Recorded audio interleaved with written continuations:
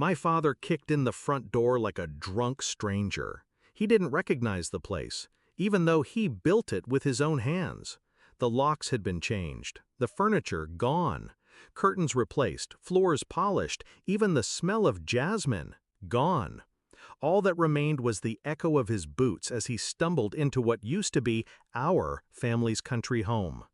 The look on his face when I stepped out of the shadows, I'll never forget it. He didn't know I bought it. He didn't know I sold it. He didn't know he'd lost. But he was about to. I grew up in that house. My blood is in its floorboards, from scraped knees and split knuckles. My laughter filled the halls. My tears watered the soil out back. It was mine in every way that mattered.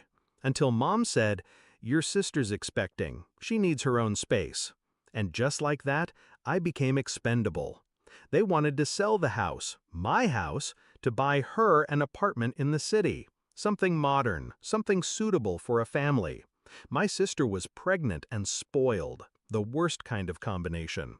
And my parents, God, they didn't ask, they informed. She deserves it, Mom said, like justice was a one-way mirror. It's just a house, Dad added. Just a house. Funny how people only say that about things that don't belong to them. They called a realtor 2 days later. What they didn't know was the deed wasn't clean. Years ago, when Dad was drinking too much and borrowing even more, he transferred half the property into my name to dodge tax issues. He forgot. I didn't.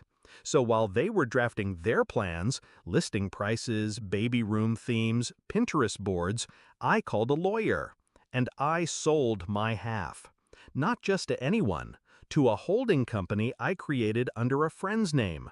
6 figures, all clean, all legal. Then I waited. The day the deal closed, Mom sent a group message. "Good news! We're closing on the apartment next week." I replied, "Good luck." She didn't understand what I meant. She would. 2 weeks later, the buyers of my half took possession. A quiet couple, no kids, no fuss, just cash. They moved in while my parents were out of town, boxing up essentials for the big move. And when they came back, my father's key didn't work. The locks had changed. That was step 1. Step 2 was Dad breaking in like a damn burglar, which gave the new owners just enough reason to call the police. Trespassing, disorderly conduct, resisting arrest. When they cuffed him on his own front lawn, he looked at me like I was a ghost. But I wasn't. I was justice. Back when I was 12, I remember Dad telling me, family doesn't steal from family. I believed him. So when they first told me they were selling the house without even involving me, I waited. Waited for one of them to remember I existed. They didn't. It's one thing to favor a sibling, it's another to erase the other. After Dad's arrest, Mom called in hysterics. "Why would you do this?" I stayed calm. My voice was flat. "You mean sell my half of the house?" Silence. Then a crack in her tone. "You didn't have to do it like this." But I did. Because if I hadn't, they would have cashed in the one place that held every piece of me to give my sister granite countertops and walk-in closets. Because she's having a baby.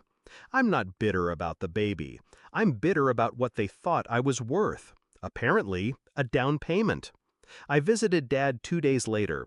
His hands trembled, not from fear, but from shame. Finally, he understood. "You set me up." I nodded. "You left me no choice."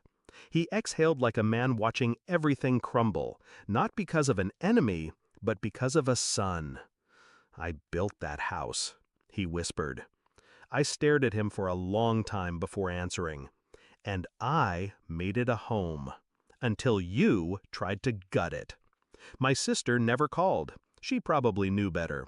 She got her apartment, a smaller one, less shiny, and eventually gave birth to a baby boy. They named him after my father. Fitting. He too will learn how men like us make mistakes, bury them, and then act surprised when they sprout into storms. I don't miss the house, not anymore, because what I took back wasn't wood and stone, it was power. They thought I'd roll over, sacrifice, smile while they handed over my memories for someone else's future. Instead, I reminded them who I am. Not the forgotten son, not the backup plan. The one who knows the fine print. The one who listens, then acts. These days, I live in a quiet apartment overlooking the sea. Small, simple, mine.